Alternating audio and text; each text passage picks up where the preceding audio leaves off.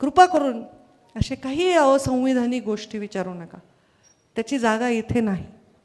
हा काळ वेगळा आहे. आपली परिस्थिती ओळखा, आपली ऐपत ओळखा, त्याच्यात आनंदी राहा. ती ऐपत 10 पैशाची असेल तर 15 पैशाची करायचा प्रयत्न करा.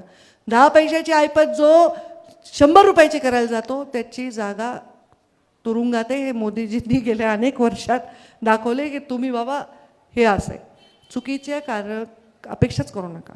चांगल्या अपेक्षा करा. तुम्ही मला म्हणले ना ताई मला कॅन्सर झाला आहे, मला काही झालं आहे, मी देईन, माझं मोडून देईन घरचं, पण मला ह्याच्यातून वाचवा, मला त्याच्यातून वाचवा. एका कार्यकर्त्याच्या मुलांनी फ्रॉड केला, 40-50 लाखाला गंडवलं लोकांना. ते पैसे ताई तुम्ही द्या ना, मी तुमची कार्यकर्ती.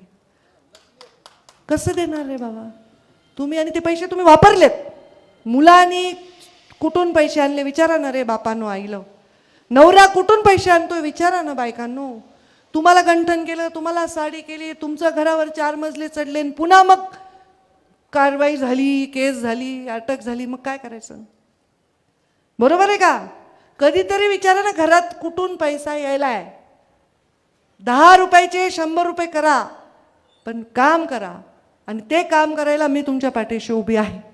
तुम्हाला 10 लाखाचं पत्र दिले ना, लाख रुपये कमवा, पण 10 लाखाचं पत्र दिले 10 लोक गायब करू नका, प्लीज करू नका. मस्त 10 नाही, मी आधी म्हणायचे, मी जेव्हा आधी लोकांना म्हणलं मी 1 कोटीचं काम देते ना एखाद्या कार्यकर्त्याला, त्याला 5 लाखाचं मिळत नव्हतं ना, मग त्याला फंड त्याला मिळायलाच ना प्रॉफिट.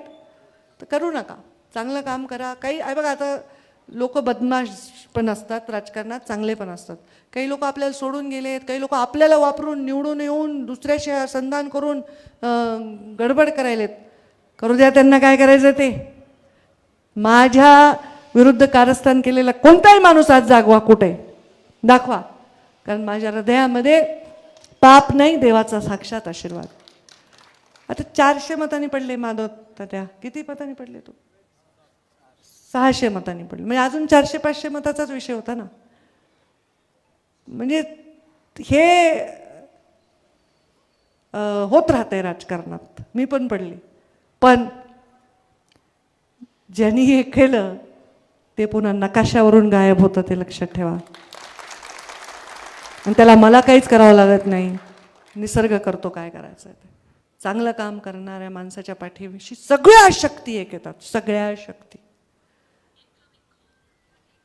त्यामुळे तुम्ही माझी शक्ती आहात.